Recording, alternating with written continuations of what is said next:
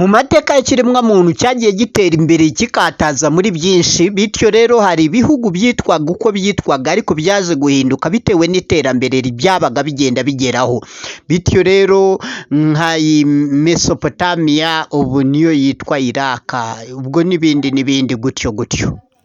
Mana yanjye namwe mwese bantu banjye ku isi yose ndabashimira cyane, Imana ko yandemye namwe munifuriza umunsi mukuru. Bakeba ba mukeba wanjye hano ku isi, kubera Imana mugenga wa byose mugiye mugenda mukora umuti gake gake Uwiteka avivure. Mana yanjye namwe mwese bantu banjye ku isi yose ndabashimira cyane, Imana ko yandemye namwe munifuriza umunsi mukuru. Vukire yarahamagajwe ku rwego rwo ku murenge kubataramira kuva hasi mpaka hejuru, bityo rero agiye ntiyagaruka, aburirwa irengero, arashakishwa n'ahandi hose n'amageragere bamusanga. Gushingira abakobwa ni intego kuri Roda, abahungu n'abakobwa bose bagumiwe tuzabashingira kuri konti ya leta, dusubiranye nabo gatanya yatandukanyije ku isi. Umusaza w'ukuri udatekinika kandi udatekinikwa, bityo rero mwarimu mpuzamahanga mpuzamakungu, banyeshuri mwese ku isi ya rurema mwicare mbereke. Umunyapolitiki udasanzwe mpuzamahanga mpuzamakungu birumvikana,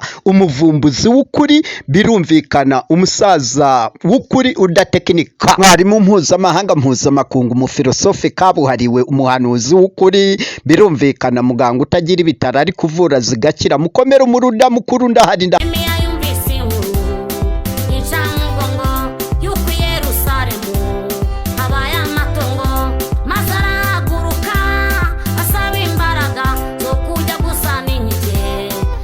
mwese muriteguye hirya hino ku isi yose ya rurema, abatekinika bose Imana ngogonyori, ababesha bose ngogonyori, abigira inyariyenge aho ngogonyori, abariganya ngogonyori, n'abicanyi.